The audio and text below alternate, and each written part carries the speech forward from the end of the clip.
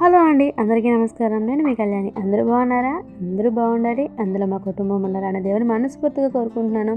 అందరికీ ఒక చిన్న రిక్వెస్ట్, మన వీడియోని ఎవరైనా ఫస్ట్ టైం చూస్తున్నట్లయితే వీడియోకి ఒక చిన్న లైక్ వేయండి. అలాగే మన వీడియోని సబ్స్క్రైబ్ చేసుకున్నట్లయితే సబ్స్క్రైబ్ చేసుకోండి.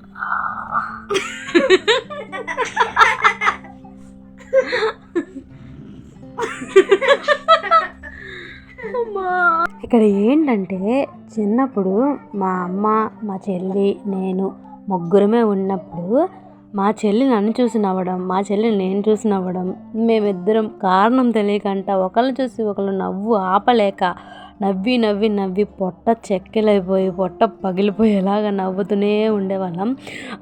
ఒక 10 నిమిషాలు, ఒక పావు గంట ఎందుకు నవ్వుతున్నామో కూడా తెలియదు. ఆపమ్మ అంటే ఆపేదాన్ని కాదు.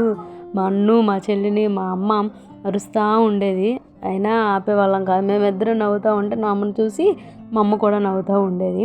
అలాగే నేను ఈరోజు ఆ సిచ్యువేషన్స్ మళ్ళీ నా జీవితంలో ఎదురవుతుందని నేను కల్లో కూడా అనుకోలేదు. అలాగే కారణం తెలియకంట నాకు 2 కొడుకులు ఒకళ్ళు చూసి ఒకళ్ళు ఒకటే పనిగా నవ్వుతున్నారు. ఆపుకోకుండా వాడి ఫేస్ చూస్తేనే వాడికి నవ్వు వచ్చేస్తుందంట. ఎందుకురా నవ్వుతున్నావు అంటే, ఏమో మమ్మీ నవ్వు వచ్చేస్తుంది మమ్మీ అని చెప్పి పక్క నవ్వుతున్నాడు. వాళ్ళిద్దరిని చూసి నాకు నవ్వాగట్లేదు. నేను కూడా నవ్వాను. కారణం తెలియకంట ఇలా నవ్వే వాళ్ళు కూడా ఉంటారు కదా. ఎప్పుడో ఒకప్పుడు ఇలాంటి సిచ్యువేషన్ ప్రతి ఒక్కరి జీవితంలో కూడా ఎదుర్కొంటాం కదా. అందుకనే మీ అందరికీ కూడా షేర్ చేసుకున్నాను. ఎవరికైనా ఈ సిచ్యువేషన్ ఎదురుపడితే చిన్న లైక్ వేయడమో లేదంటే ఎస్ అని కామెంట్ చేయడమో చేయండి ప్లీజ్. ఎందుకంటే నాకు కూడా తెలుస్తుంది కదా, అందుకని. ఇక అలా మన వీడియోలోకి వెళ్ళిపోతే, మన రాజుగాడు ఉన్నాడు కదా, చూసారా, వీళ్ళు కూడా బండి నేర్చుకుంటున్నారు. మాకు ఎదురుగా వచ్చిన వాళ్ళు. వీడేమో సైకిల్ తొక్కేయాలని చెప్పి, పాపం అదేమో సైకిల్ పెద్దది అయిపోయింది. నేను నేర్చుకున్నప్పుడు కూడా సేమ్ ఇలాగే ఇంత పెద్ద సైకిల్ మీదే తొక్కాను. వీడికేనంటే ఆ ప్యాంట్ ఇబ్బందిగా ఉందంట. అందువలన ఏంటంటే ఆ సైకిల్ తొక్కడానికి నానా ఇబ్బందులు పడుతున్నాడు. ఇవన్నీ ఒకప్పటి చిన్నప్పటికి ప్రతి ఒక్కరి జీవితంలో కూడా చిన్నప్పటి ఒక మధురమైన జ్ఞాపకాలు. ఈ జ్ఞాపకాలే మనం తలుచుకుంటాం. నా వయసుకు వచ్చినాక నేను తలుచుకుంటే భలే నవ్వు వస్తూ ఉంటుంది. తీసుకెళ్ళి ఎదురుగా వచ్చే వాళ్ళని టక్ మన గుద్దేయడం, లేదంటే జారబండ తీసుకెళ్ళి జారబండ మీద నుంచి కింద పడిపోవడం, లేదంటే ఆ తుప్పలు ఉన్నాయి కదా, ఆ తుప్పల్లోకి వెళ్ళిపోవడం ఫాస్ట్గా సైకిల్ తొక్కుకుంటూ. ఒకరోజు నేను మా చెల్లిని ఎక్కించుకున్నాను. సైకిల్ మీద ఎక్కించుకొని స్కూల్కి వెళ్తూ ఉండగా వెనక నుంచి ట్రాక్టర్ వచ్చేస్తుంది. కంగారుగా టెన్షన్ వచ్చేసింది అనమాట. బాగా భయం వేసేసి కంగారు పడిపోయాను. మా చెల్లి ఏం చేసిందంటే, నేను కూర్చున్న సీటు దగ్గర నేను కూర్చోకుండా నించొని తొక్కుతున్నాను అనమాట.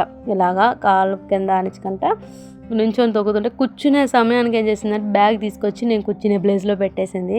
నేను కంగారు పడిపోయి పడేశాను అనమాట సైకిల్. మా చెల్లిని పడేశాను, నేను పడిపోయాను.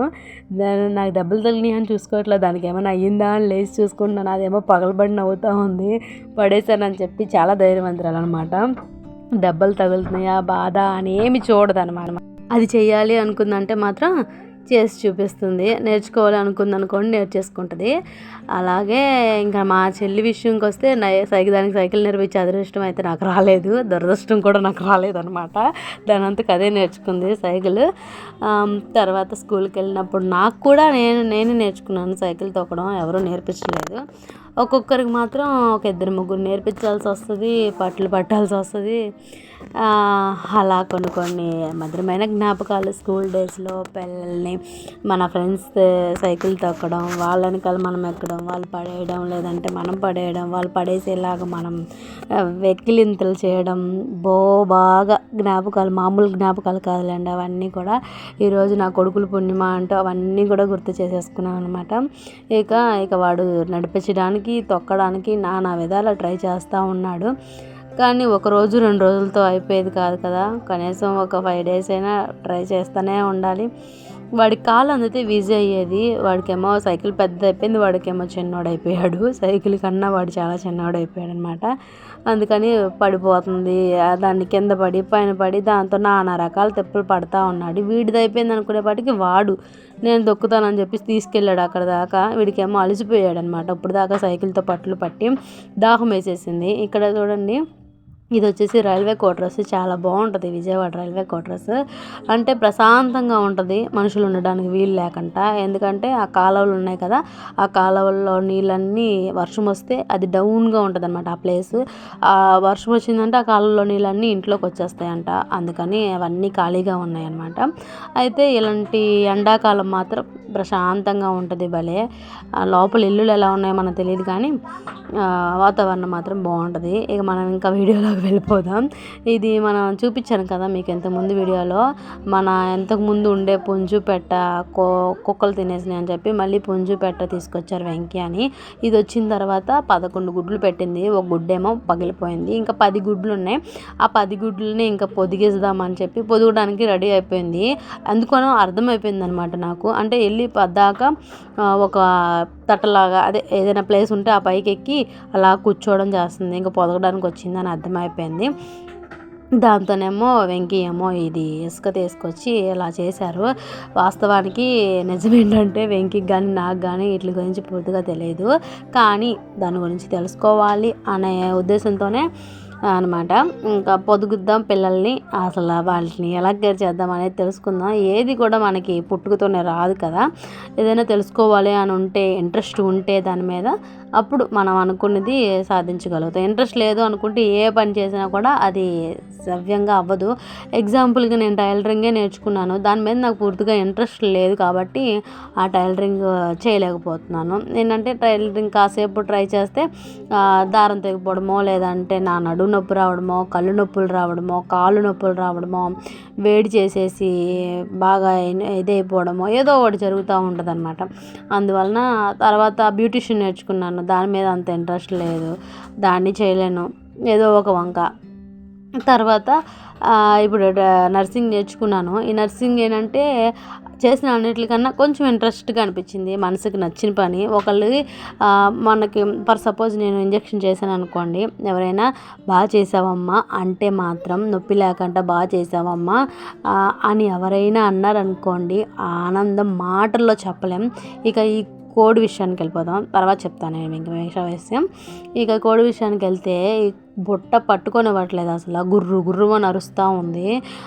పొరపాటుగా ఏం జరిగిందంటే 2-3 రోజుల నుంచి తిండి తినట్లేదు, బయటికి రావట్లేదు అని వెంకి తీయమంటే నేను ఇలా పైకి పట్టుకున్నాను. జస్ట్ ఇలా లేపానంతే, దాని రెక్కల్లో నుంచి 2 గుడ్లు పడి అనవసరంగా పగిలిపోయినాయి అనమాట. ఉస్సూరు అనిపించింది ప్రాణం.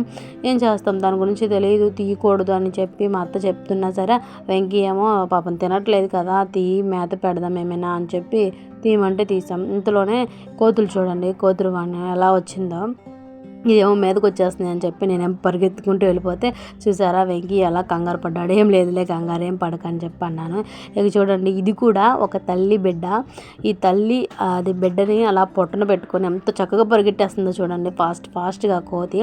అందుకనే ముచ్చటగా అనిపించి చిన్న వీడియో క్లిప్ యాడ్ చేశాను. తర్వాత అలా లోపలికి వచ్చేస్తే ఇంకా వెంకీకి ఇంజెక్షన్ చేస్తున్నాను. ఏంటంటే బాగా వేడి చేసి వాతావరణం చేంజ్ అయింది కదా, దాంతో ఏంటంటే బాగా నీరసంగా అయిపోయారనమాట. వెంకీ ఈవెంట్స్కి వెళ్తారు కదా, అక్కడ కూలింగ్ వాటర్ అవన్నీ తాగేసి వాటర్ చేంజింగ్తో బాగా నీరసం అయిపోయారు కదా అని ఇంజెక్షన్ పెడుతున్నాను. ఇంకా చిన్న విషయం ఏంటంటే చాలామంది నర్సులు ఏంటంటే బయట వాళ్ళకి బిజీగా చేసేస్తారు. ఇంట్లో వాళ్ళు పిల్లలు కానీ, ఇంట్లో వాళ్ళు హస్బెండ్ కానీ ఎవరికైనా చేయాలంటే అసలు టెన్షన్ పడిపోతారు, చాలా కష్టమైపోతుంది అనమాట. అయితే ఇక్కడ వెంకీ ఏంటంటే భయం లేకుండా ఇంక ఎవరితో చేసినా చేయించుకోరు. ఎగ్జాంపుల్కి ఏంటంటే మా మ్యారేజ్ అయిన 3 ఇయర్స్కి బాగా మోషన్స్ అయిపోయి వెంకీ బాగా నీరసం అయిపోతే మేము హాస్పిటల్కి తీసుకెళ్ళాం మా అత్తయ్య వాళ్ళతో పాటు. అత్తయ్య, మామయ్య, నేను కూడా తీసుకొని వెళ్ళాం, ముగ్గురం. అయితే అసలు ఇంజెక్షన్ వద్దు అని అంటారు. మామూలుగా ఇంజెక్షన్ చేయించుకోరు, అయితే నరానికి అస్సలు చేయించుకోరు. అయితే ఆ రోజు ఇంకా ఎలాగోకలాగా ఆ నర్స్ అయితే నరానికి ఇంజెక్షన్ పెట్టారు, సేమ్ ఇప్పుడు నేను పెట్టిన విధంగానే. అయితే నరం తప్పిపోయినట్టుంది, అదేమో వాసింది కొంచెం వాయిగానే అక్కడ పీకేసి అక్కడి నుంచి పరిగెత్తుకుంటూ ఇంకా ఇంటి దాకా వెనక్కి తిరిగి చూడకుండా వచ్చేసారనమాట. ఆ రోజు నుంచి నేను మాత్రం మ్యారేజ్ అయిన నుంచి ఇంకెవ్వరితో ఆయన ఇంజెక్షన్ చేయించుకోవడం నేను చూడలేదు. తర్వాత బ్లడ్ ఇచ్చారంట ఒకసారి, అక్కడేమో కళ్ళు తిరిగి 3-4 సార్లు పడిపోయారంట. అప్పటి నుంచి అసలు బయటకి ఏం జ్వరమైనా, ఏదైనా దగ్గైనా, జలుబైనా ఏదైనా సరే ఓన్లీ టాబ్లెట్స్తోనే క్లియర్ చేసుకుంటారు, ఇంజెక్షన్స్ అస్సలు చేయించుకోరు. ఇక వెంకీ అయితే ఇంకా నేను చేస్తే చేస్తే మాత్రం అలా బాటిల్ పెట్టడం ఇంజెక్షన్ చేయడం మాత్రం నేను చేస్తేనే చేయించుకుంటారు. ఈ విషయంలో మాత్రం నేను ఆనందపడతాను. వెంకీకి కూడా నాకు అసలు టెన్షన్ పడను అనమాట. పిల్లల విషయంలో మాత్రం టెన్షన్ పడిపోయి కంగారు పడిపోయి ఎలా పడితే అలా, అంటే కంగారు పడిపోయి కంగారులో మనం ఒకటి చేస్తే ఇంకోటి జరుగుతుంది. వెంకీ విషయంలో మాత్రం ప్రశాంతంగానే ఉంటారు. అసలు చెప్పాలంటే వెంకీయే నా ధైర్యం అనమాట. ఆయనే ధైర్యంగా చేయించుకుంటున్నప్పుడు నేను ఇంకా ధైర్యంగా ఇంకొక ముందు అడుగేస్తాను.